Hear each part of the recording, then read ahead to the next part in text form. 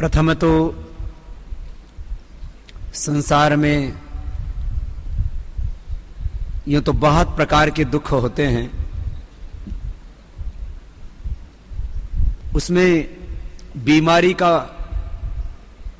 जो दुख है वो बच्चे से लेकर के पढ़े लिखे अनपढ़ से लेकर के हर जाति मजहब के और दुनिया के हर देश के व्यक्ति को बराबर दुख देता है ये रोग का दुख। जहां एक और हमारा कार्य है इस देश में आध्यात्मिक चेतना का जागरण, इस देश को आरोग्य देना, इस देश को यौवन देना, शक्ति देना, ऊर्जा देना, स्वाभिमान जगाना, रोगों से, नशा से, मांसाहार से, तमाम सामाजिक बुराइयों से मुक्त करना और इस देश में इतना ओज तेज भरना और 125 करोड़ देश के लोगों की ताकत के द्वारा इस भारत को दोबारा से जगत गुरु, विश्व गुरु बनाना कि जिससे कि भारत पुनः विश्व का नेतृत्व करने में सक्षम हो। ये होगा और ऐसा हम करेंगे। इस पूरे अनुष्ठान में एक और भी हमारी जिम्मेदारी होती है। जब भी कोई कार्यकर्ता पतंजलि पीठ के साथ जुड़ा होता है तो चाहे वो युवा भारत का ही कार्यकर्ता क्यों ना हो, लोगों की अपेक्षा यह होती है कि ये पतंजलि पीठ से प्रशिक्षण लेकर के आए हैं, स्वामी जी के पास से आए हैं, श्रद्धेय आचार्य श्री का आशीर्वाद मार्गदर्शन लेकर के आए हैं, तो इनको व्याधियों के उपचार के बारे में साधारण जानकारी तो जरूर होगी। इसलिए सभी कार्यकर्ताओं को व्याधियों के उपचार के बारे में भी सामान्य जानकारी होनी ही चाहिए। हो सकता है आपके घर में, परिवार में, पड़ोस में, आपके मित्रों में कोई व्यक्ति हो जिसको जिन व्याधियों के बारे में अभी मैं चर्चा करने वाला हूं उस तरह की कोई परेशानी हो। भगवान करे किसी को जिंदगी में कोई रोग ना हो, लेकिन अपने भी जिंदगी में कोई समस्या आ जाए तो आप उसका समाधान करने में स्वयं सक्षम हो। इसलिए आज के सत्र में हम कुछ खास उपचार की बातें प्रथम आप सबको बताएंगे और उपचार के इस सत्र के साथ साथ आज हमारे भाई मनवीर मधुर जी जो बहुत ही तेजस्वी कवि हैं और ओज के पराक्रम के गीत गाते रहते हैं और आपको के भीतर ऊर्जा जगाते रहते हैं, वीर रस के कवि हैं, तो आज महाराणा प्रताप पर वो एक अपना काव्य भी प्रस्तुत करेंगे और कुछ ही पलों में जो गायक से अभी सांसद बन गए हैं भाई मनोज तिवारी जी, वो भी आने वाले हैं, उनके भी जो है थोड़ा आपसे रूबरू होंगे, वो भी अपनी बात रखेंगे। अभी शुरुआत हम युवाओं की समस्याओं से करते हैं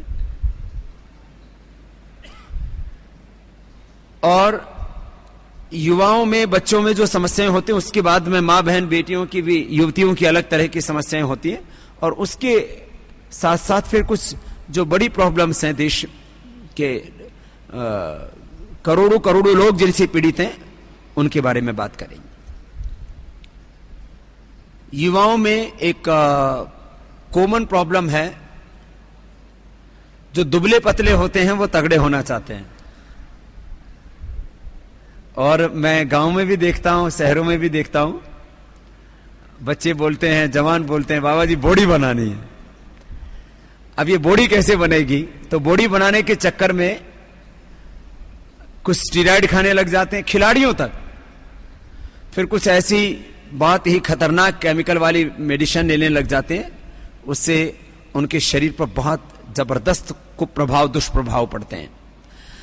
तो शरीर बहुत अच्छा बनाना है तो उसके लिए पहले मैं युवकों के लिए कहूंगा, फिर बाद में युवतियों के लिए, बेटियों के लिए। तो जो अंडरवेट हैं उनके लिए तो सबसे अच्छा होता है अश्वगंधा, और अश्वगंधा के साथ शतावर भी ले सकते हैं। अश्वगंधा शतावर दोनों 100-100 ग्राम पाउडर ले लें, अपने पतंजलि का ही मिल जाता आपको, और 2 से 3 ग्राम सुबह, 2 से 3 ग्राम शाम दूध के साथ उसको खा लें। शतावर कड़वा नहीं होता है, यदि 2-3 ग्राम भी दूध में डाल दिया जाए तो 1 गिलास दूध को गाढ़ा कर देता है, उसको थिक कर देता है, चिकना चिकना होता है वो। और शतावर कई तरह का आता है बाजार में, लेकिन हम जो सबसे उत्तम क्वालिटी का जो पीली शतावर होती है उसी का ही पाउडर बनाते हैं। इसलिए देश में सर्वश्रेष्ठ शतावर यदि कहीं से उपलब्ध होती है तो पतंजलि के ही उपलब्ध होती है। इसके और भी बहुत फायदे हैं। माताओं बहनों का भी, जिनका ब्रेस्ट का पूरा विकास नहीं होता, उनके लिए भी बहुत अच्छा होता है। जिनके स्तनों में पूरा दूध नहीं उतरता है, ऐसी जो माताएं बहनें प्रसूति के बाद जिनको ये दिक्कत आती है, तो शतावर और जीरा का पाउडर, शतावर और जीरा, ये दोनों यदि जो है डिलीवरी के बाद माताओं को दिया जाता है तो उनके स्तनों में दूध पूरा होता है। आजकल ये बहुत बड़ी समस्या है, एक तो डाइटिंग के चक्कर में और कुछ इस तरह से हमारी आदतें बन गई हैं कि शरीर में असंतुलन कई तरह का हो जाता है, और डिलीवरी के बाद माताओं बहनों के स्तनों में दूध पूरा नहीं होता है। तो शतावर और जीरा दोनों 2-2 ग्राम ले लेते हैं तो माताओं बहनों को रत्ती भर भी कोई समस्या नहीं होती है, बल्कि जो है माताओं बहनों के स्तनों में दूध पूरा उतरने से बच्चे भी हृष्ट पुष्ट होंगे। 3 से 4 किलो का बॉडी वेट होना चाहिए बच्चों का। 3 से 4 किलो का जिस बच्चे का बॉडी वेट होगा और मां का दूध जो बच्चा पूरा पिएगा, उसको 100 साल तक हार्ट की, डायबिटीज की और किसी भी तरह की समस्या ही नहीं हो सकती। आज ये हार्ट की प्रॉब्लम क्यों हो रही है, डायबिटीज की प्रॉब्लम क्यों हो रही है, बच्चे का इम्यून सिस्टम वीक क्यों है? क्योंकि माताओं बहनों की तंदुरुस्ती अच्छी नहीं है। ये शतावर और जीरा का प्रयोग माताओं के लिए, बहनों के लिए, बेटियों के लिए भी बता दिया। जिनका ब्रेस्ट का पूरा विकास नहीं होता तो उनको एक आत्मग्लानि सी होती है कि जो है मेरी बॉडी का डेवलपमेंट पूरा नहीं हुआ है। जो भी एक बॉडी का शेप परमात्मा ने दिया है, तो हर एक के मन में एक भाव तो रहता ही है कि जो है मेरे शरीर में किसी भी तरह की कोई न्यूनता, अल्पता नहीं होनी चाहिए। तो बेटियों के लिए भी मैंने बताया। फिर जिन बेटियों की ब्रेस्ट का पूरा विकास नहीं होता है, वो भस्त्रिका प्राणायाम पूरा करें। ये कहने में यद्यपि संकोच होता है पुरुष शरीर होने की वजह से, लेकिन उपचार की दृष्टि से जब हम बात करते हैं तो उस समय कुछ बातें हमको बोलनी पड़ती है स्पष्टता के साथ। ऐसी हजारों बेटियां हैं जिनकी ब्रेस्ट का विकास नहीं हुआ था, लेकिन भस्त्रिका प्राणायाम करने से और जो है उज्जाई प्राणायाम या होल्ड कराते हैं, जिस प्राणायाम में अभ्यंतर प्राणायाम, श्वास अंदर भर लेते हैं और फिर थोड़ा होल्ड करवा देते हैं, इसको अभ्यंतर प्राणायाम कह देते हैं। तो भस्त्रिका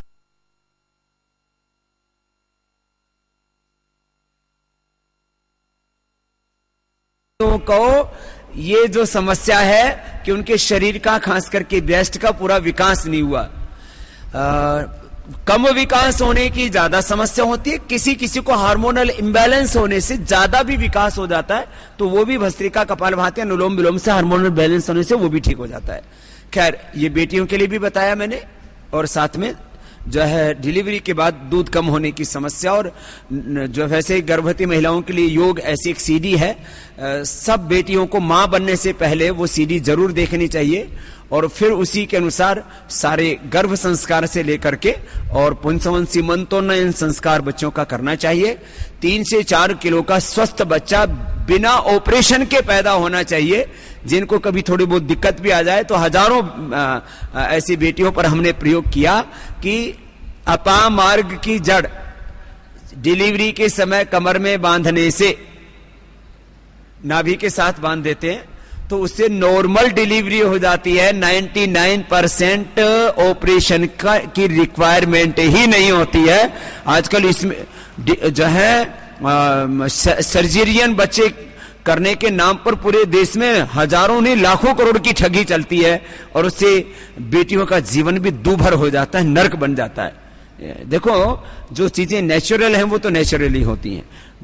जो है सीजियन जो बच्चे होते हैं वो भी वो बहुत अच्छी बात नहीं है, और बेटियों के भी शरीर में काफी कष्ट होता है उसके बाद। खैर, आजकल तो एक और अंधविश्वास चल पड़ा कि इतने बज के इतने मिनट पर ही बच्चा करना है डिलीवरी से, तो उससे किसी का भाग्योदय तो हुआ नहीं आज तक, उससे कर्म किसी के फूट भले ही सकते हैं।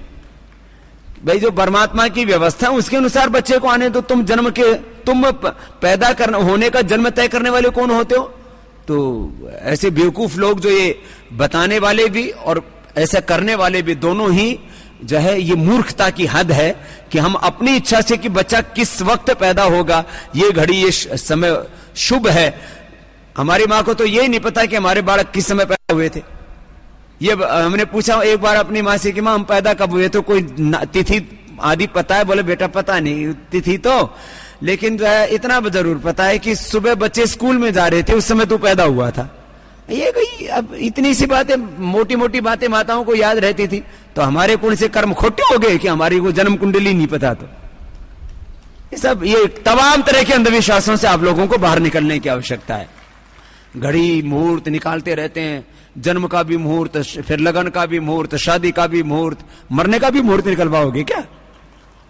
कि किस घड़ी में मरोगे तो स्वर्ग में जाओगे, किस में नरक में जाओगे? अपने कर्मों से सारा हिसाब किताब होता है भाई। फिर भाई समय तो सूर्य और चंद्रमा पृथ्वी की गति से तय होता है। तो सूर्य चांद और धरती जब भगवान ने बनाए तो उनसे बनने वाला जो समय है, हर घड़ी शुभ है, कोई घड़ी अशुभ होती ही नहीं है। ये शुभ अशुभ के चक्कर में, ये घड़ी और मुहूर्त के चक्कर में बहुत व्यर्थ हम अपना करते हैं समय। खैर, तो अभी बहुत से विषय हैं, अभी आपको दूसरे संदर्भ में भी कहना है। तो जिन बच्चों का भार कम है उनको भी क्या ले लेना है?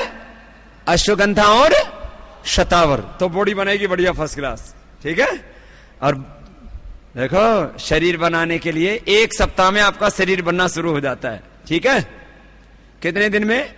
1 सप्ताह में सेहत बननी शुरू हो जाएगी, बॉडी बननी शुरू हो जाएगी। जिम जाने की जरूरत नहीं। सूर्य नमस्कार करो, 5 बार से शुरू करके 25-50 बार तक सूर्य नमस्कार कर सकते हैं। ये बेटियों के लिए भी बता रहा हूं और जवानों के लिए भी, यंगस्टर्स के लिए, जो हमारे युवा हैं उनके लिए भी। तो क्या करना? 5 बार से शुरू करके 20-25-50 बार तक सूर्य नमस्कार कर सकते हैं। और जो आपको दंड बैठक बताते हैं वो 10-10 बार कर लीजिए। 7 दिन में आपका शरीर आकार लेने लग जाएगा, और 3 महीने में तो फूल की पंखड़ियों की तरह आपका यौवन खिला हुआ होगा। 3 महीने के अंदर